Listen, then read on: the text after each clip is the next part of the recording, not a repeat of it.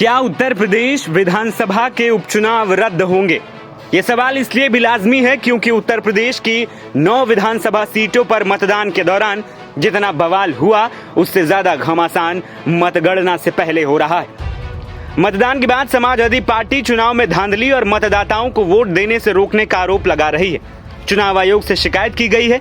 साथ ही सपा के महासचिव राम गोपाल ने उपचुनाव में जमकर धांधली किए जाने का आरोप लगाते हुए मतदान रद्द करके अर्धसैनिक बलों की निगरानी में दोबारा वोट डलवाने की मांग कर डाली।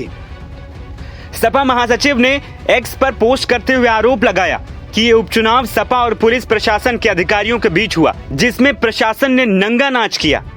उन्होंने लोकतांत्रिक मर्यादाओं को ताक पर रखकर चुनाव कराए जाने का आरोप लगाते हुए कहा कि सपा चाहती है कि कुंदरकी, मीरापुर और सीसामऊ विधानसभा सीट पर मतदान रद्द करके पुनर्मतदान कराया जाए।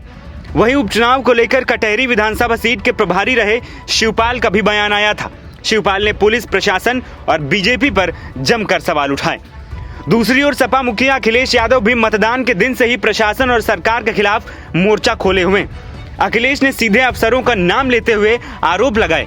खैर, अखिलेश ने दोबारा चुनाव कराने की मांग तो नहीं की, लेकिन आरोप गंभीर है। खुलासे का झगड़ा चलता रहेगा, वो तो चलेगा झगड़ा लंबा बड़ा और लंबे समय तक झगड़ा चलेगा, वो अलग जगह है। लेकिन जो यूपी में हुआ, भारतीय जनता पार्टी ने वोट की लूट की।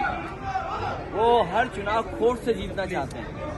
हर चुनाव में कुछ न कुछ लूट तंत्र अपनाते हैं। कोई कल्पना कर सकता है कि पुलिस प्रशासन सरकार जिसकी जिम्मेदारी ये होती है कि वोट ज्यादा पड़े।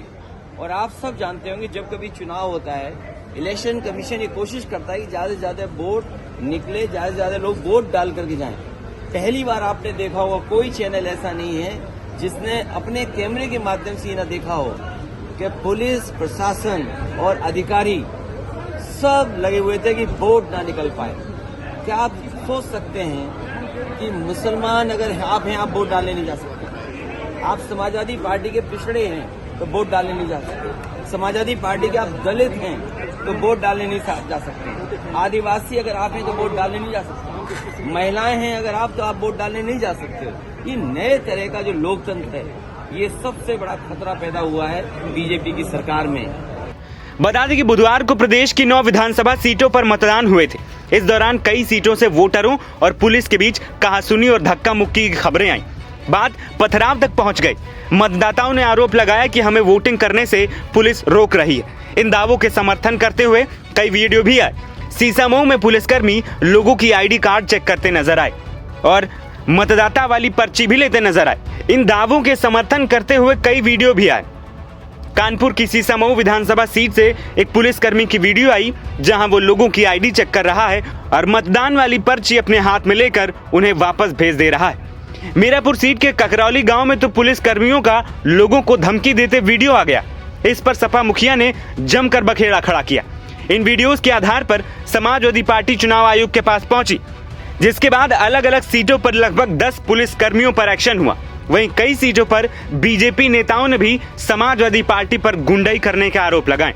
दूसरी ओर बीजेपी ने समाजवादी पार्टी द्वारा चुनाव रद्द करने की मांग को लेकर अखिलेश यादव और पार्टी पर खूब निशाना साधा है।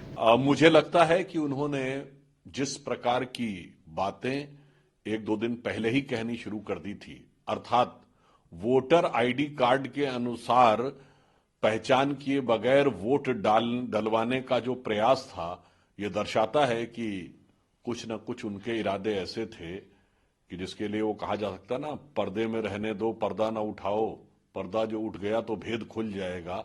तो मुझे लगता है कि शायद उन्हें भेद पहले ही समझ में आ गया था कि उनको अपनी करारी हार दिखाई पड़ रही थी, तो शायद वो शिकस्त की पेशबंदी करने में लग गए थे। और जो समाजवादी पार्टी के आरोप है, मुझे यही प्रतीत होता है कि वो अपनी करारी शिकस्त की पेशबंदी कर रहे हैं या अवश्यंभावी हार की पूर्व पीठिका बना रहे हैं। आपको बता दें कि मतदान के बाद और मतगणना से ठीक कुछ घंटे पहले यूपी में राजनीतिक माहौल गर्म है।